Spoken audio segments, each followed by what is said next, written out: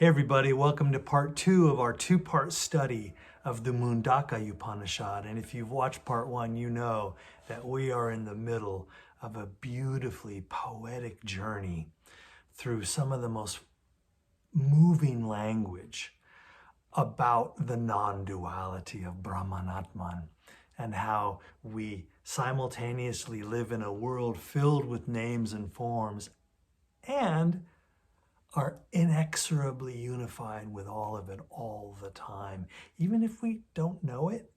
And so in the first part, the key teacher here puts out the basic two-part structure of consciousness. There's lower knowledge of concepts and ideas and how to manage the world and all of its objects and processes. That lower knowledge, by the way, includes a lot of religious function and all of the prayers to the gods and the propitiations and the sacrifices and the offers and all the hymns that you sing to Vaya and Agni and all those Vedic gods. Kind of threw some of that under the bus a little bit and definitely favored the higher mode of knowledge, what the Buddhist philosopher Nagarjuna calls prajna, or transcendent knowing, which is beyond conceptual knowledge. It's direct awareness, and as this text taught us in part 1, leads to self-realization, or the making real of our identity with Brahman Atman. So let's jump back in and see where the voice lifts off. Bright but hidden, the Atman dwells in the heart. Everything that moves, breathes, opens and closes, lives in the Atman.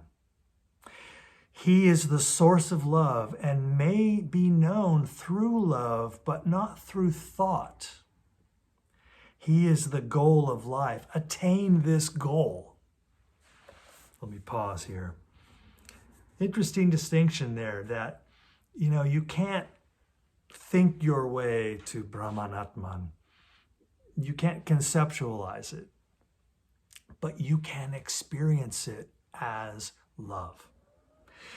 And as we read in the Bhagavad Gita, and there's a whole series on my YouTube channel about that, Krishna in that text drills this point home over and over and over again, that it is our love of anything, that opens a window into our direct experience of the oneness, of our own divinity, if I could put it that way. Back to the text. The shining Atman dwells hidden in the heart. Everything in the cosmos, great and small, lives in the Atman. He is the source of life, truth beyond the transience of this world. He is the goal of life. Attain this goal. Take the great bow of the sacred scriptures. Place on it, I should say bow. I thought we were going for something else there. I mispronounced that. Let me do that line again, because we're going to talk about archery. Take the great bow of the sacred scriptures, place on it the arrow of devotion, then draw the bowstring of meditation, and aim at the target, the Lord of love. Nice extended 4-part metaphor there. The mantram is the bow, the aspirant is the arrow, and the Lord is the target. Oh, it's a great analogy, isn't it? I'm going to have to write that one down, put it on a sticky and put it on the refrigerator. That's good. Now, draw the bowstring of meditation and hitting the target, be one with him. In his robe are woven heaven and earth, mind and body. Realize him as the one behind the many and stop all vain talk. He is the bridge from death to deathless life. Where all the nerves meet like spokes on a wheel, there he dwells, the one behind the many. Meditate upon him in the mantram. May he guide us from death to deathless life. He knows everyone and sees everything. It is his glory that fills the cosmos. He resides in the city of the heart. It is his power that moves body and mind. May he guide us from death to deathless life. When he is seen within and without, he sets right all doubts and dispels the pain of wrong actions committed in the past. I'm struck sometimes, and I'm just riffing here, the comparison between Christianity and Hinduism is endlessly fascinating to me. And in Christian circles, you hear a lot of talk about sin and forgiveness and being forgiven for things you've done in the past and getting right with God. That's the language, right? A very dualistic way of talking about it. But it slips in here as well in the non-dualism of Vedanta philosophy here in the Mundaka Upanishad, that when you connect with the Godhead, with Brahma, through these processes we just described, meditation and so on, with the Lord of Love, when you connect with that, he sets right all doubts and dispels the pain of wrong actions committed in the past. In Christian terms, you are forgiven for your sins. God doesn't care about who you were. God cares about who you are in this now moment. And that lifts all the suffering that we co-created in the past off of us. This is the great promise of all the world's religious wisdom traditions, to reunite us with that which is real, the sacred source from which we in all things come and to which we in all things return. Religio means to link back, and that's the root word of religion, isn't it? It's very similar to the Sanskrit word yoga, which means to unify, to blend together, to bring us into oneness. It's remarkable, beautiful. In the golden city of the heart dwells the Lord of love. Without parts, without stain, know him as the radiant light of lights. There shines not the sun, neither moon, nor star, nor the flash of lightning, nor fire lit on earth. The Lord is the light reflected by all. He shining, everything shines after him. The Lord of love is before and behind. He extends to the right and to the left. He extends above, he extends below. There is no one here but the Lord of love. He alone is. In truth, he alone is. I'm reminded of the beautiful Navajo prayer. In the Navajo wisdom tradition, pollen, corn pollen, is the sacred substance like holy water for Catholics. And so the Navajo prayer goes like this: beauty before me, beauty behind me, beauty to the right of me, beauty to the left of me, beauty above me, beauty below me. I walk the pollen path. That wherever you are is the earth navel, the world tree, the sacred source, the inexhaustible spring. We walk through the world as the presence of the eternal. And wherever we are is the kingdom of heaven.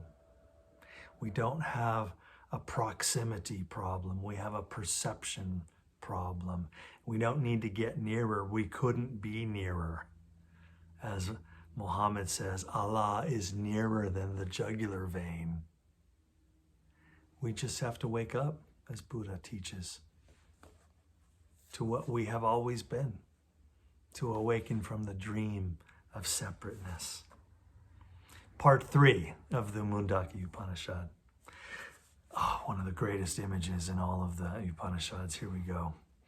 Like two golden birds perched on the selfsame tree, intimate friends, the ego and the Atman, dwell in the same body. The former, the ego, eats the sweet and sour fruits of the tree of life, while the latter, the Atman, looks on in detachment. As long as we think we are the ego, we feel attached and fall into sorrow. But realize that you are the Atman, the Lord of life, and you will be freed from sorrow. When you realize that you are the Atman, supreme source of light, supreme source of love, you transcend the duality of life and enter into the unitive state. The Lord of love shines in the hearts of all. Seeing him in all creatures, the wise forget themselves in the service of all. The Lord is their joy, the Lord is their rest, such as they are the lovers of the Lord. So much of this language is reflected in the later Bhagavad Gita, that seeing Atman in all creatures, one comes into the unitive state and transcends all duality. There is, I am no longer my brother's keeper, I am my brother. And it seems like from that still point of consciousness, all ethical dilemmas are resolved. By truth, meditation, and self-control, one can enter into this state of joy and see the Atman shining in a pure heart. I just love how this passage keeps reminding us that wisdom is not dour and somber. Wisdom is blissful, ananda, boundless bliss, boundless joy. That's what it feels like when your spiritual progress is on track. There's fruits to this work, and by the sweetness, one knows where one is on the journey. This next part is going to be important too. Truth is victorious, never untruth. Truth is the way, truth is the goal of life, reached by sages who are free from self-will. Now the word truth there, the word eknath iswaran is translating as truth, is the Sanskrit sat, or sometimes satya, which means truth, the good, being, changeless reality. That which exists is sat or satya, and that which does not exist is asat or asatya. And so from this passage, Gandhi builds his campaign of nonviolence on the bedrock of the fundamental insight that sat or satya is imperishable. It's the only real thing. Asat or untruth has no reality. So Gandhi's position is we don't have to fight against the lies. We don't have to fight against the untruth because it isn't real. It's just smoke. The only thing that's real is sat. And as the Upanishad said, sat is victorious, never asat. Sat is the way. Sat is the goal of life. Here's what Gandhi wrote about this, and as part of his rationale for building his campaign, not only to liberate India from over a century of British colonial rule, but to liberate all of us through the teachings of nonviolence, the campaign that Gandhi called Satyagraha, the path of truth. Here's what Gandhi wrote. The world rests upon the bedrock of satya or truth. Asatya, meaning untruth, also means non-existent. And satya or truth also means that which is. If untruth does not so much as exist, its victory is out of the question. and truth being that which is, can never be destroyed. This is the doctrine of Satyagraha in a nutshell, Gandhi wrote. Going back to the Mundaka Upanishad. The effulgent Atman, who is beyond thought, shines in the greatest, shines in the smallest, shines in the farthest, shines in the nearest, shines in the secret chamber of the heart. Beyond the reach of the senses is he, but not beyond the reach of the mind, of a mind stilled through the practice of deep meditation. Beyond the reach of words and works is he, but not beyond the reach of a pure heart freed from the sway of the senses. Sages are granted all the help they need in everything they do to serve the Lord. Let all those who seek their own fulfillment love and honor the illumined sage. So if you're still on that ego path, find a teacher. And devote yourself to the teacher. Being a devotee to a guru in the Indian system is a powerfully effective way to begin one's spiritual journey, even if eventually the guru is transcended. The wise have attained the unitive state and see only the resplendent Lord of love. Desiring nothing in the physical world, they have become one with the Lord of love. Those who dwell on long for sense pleasure. Those who dwell on and long for sense pleasure are born in a world of separateness. But let them realize they are the Atman and all separateness will fall away. Not through discourse, not through intellect, not even through study of the scriptures can the Atman be realized. Doing what we're doing right now, studying scriptures, ain't enough. It's a good start, but it's not sufficient to just read books and think you've got it. The Atman reveals himself to the one who longs for the Atman. Those who long for the Atman with all their heart are chosen by the Atman as his own. Don't get caught by the personified language there. The theme and the point seems clear that it is in our longing for union that union arises. Not that there's this being called the self who won't give you the time of day unless you love him. Maybe that kind of dualistic devotional language is helpful for some, but here in the Upanishads, we're trying to leave that behind and think about this quite differently. You know, the word philosophy means the longing for wisdom. Philos, longing for relationship with Sophia, wisdom. So the whole philosophical project the world over is rooted and I think beautifully exemplified by this passage. That the longing is enough. You don't have to even know what the question or you don't even have to know what the answer is. You're leaning into it. You're opening up. You're emptying out. You're making space for the ground of being within you to well up through the cracks of the woundedness of your own life. Stop thinking about it and start experiencing it. Not by the weak, not by the unearnest, not by those who practice wrong disciplines can the Atman be realized. The Atman reveals himself as the Lord of love to the one who practices right disciplines. What the sages sought, they have found at last. No more questions have they to ask of life. With self-will extinguished, they are at peace, seeing the Lord of love in all around. They are united with him forever. They have attained the summit of wisdom by the steep path of renunciation, letting go.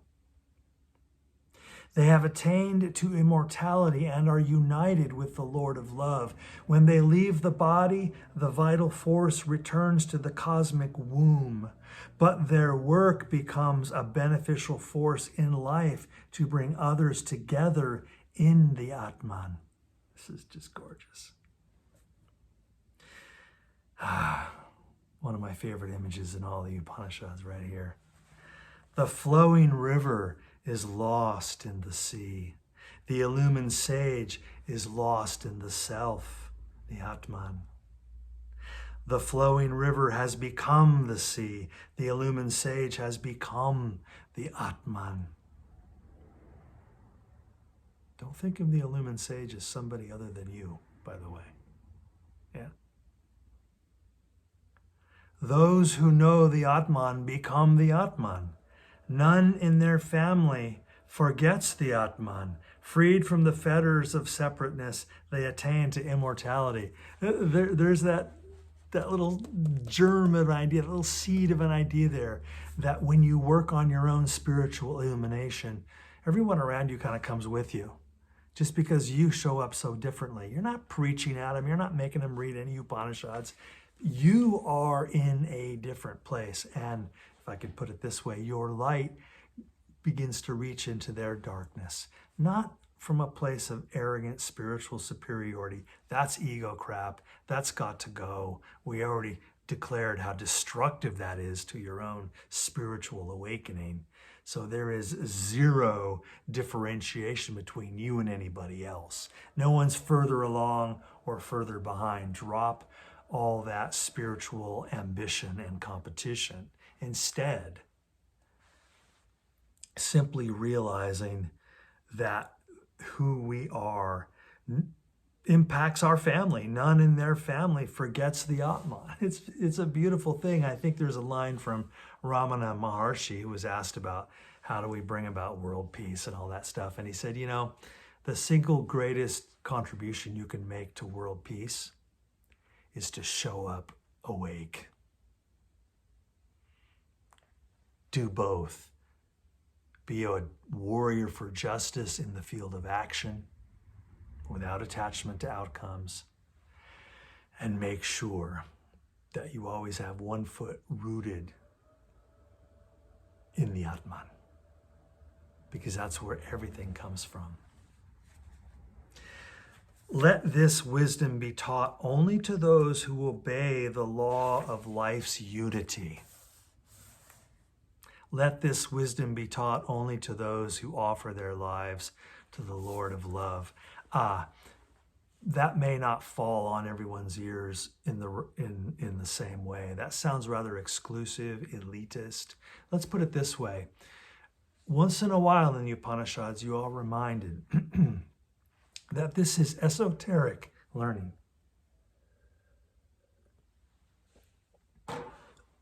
Excuse me. That is to say, inner work, inner learning, not exoteric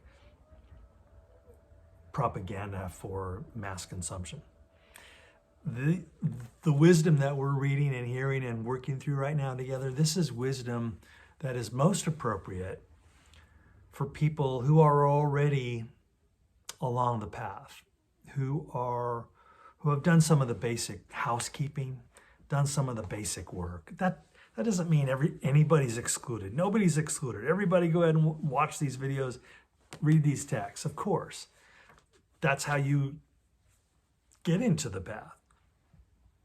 But as the voice of this Upanishad is wrapping up, just a couple more lines here, that message is explicitly stated, that this is only really going to work if you bring the right orientation, if you bring the right longing for the Lord of love. Confucius in the Chinese wisdom tradition of Confucianism makes some of these similar points as well, and they're often, again, also misunderstood as elitism or exclusivity. Confucius says, I bring one corner to a student. If they can't bring back the other 3 corners, I stop teaching. And as the sayings sometimes go, it's a cliche. I don't know if it's from a Hindu text or from that film, The Karate Kid, but when the student is ready, the teacher will appear. You can put the most brilliant teacher, the most insightful text in front of a person who isn't ready, and clang, nothing happens. Or when the right student who is alive with readiness meets the right teacher who isn't even the greatest teacher, or just, it's never about the eloquence of the teacher. It's about the teachings. And when that happens, then, as the Katha Upanishad puts it, there is spiritual osmosis. Something moves between them. You can't give people Atman awareness. You can't give people wisdom. Teachers can just stir things up, shake people awake to the presence of Atman that has always been within them. That's what teaching is. Nothing is ever given from the teacher to the student. The teachers are just co-creating with the student the conditions in which the longing for the Lord of love arises in the aspirant, in the student. And with that longing, the readiness arises. And with that readiness, the realization begins to arise. Last 4 lines.